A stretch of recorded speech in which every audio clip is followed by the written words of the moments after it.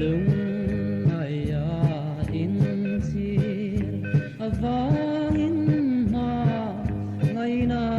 ta mu pa ka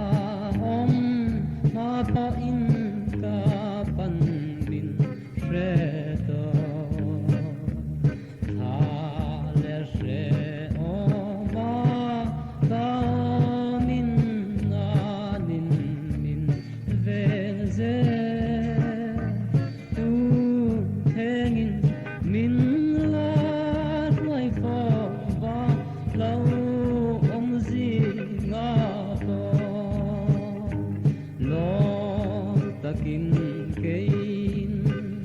ka zui ang azan on tlang thengin lal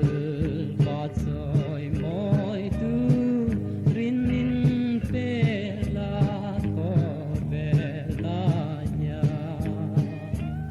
Israel na zong zong nen pan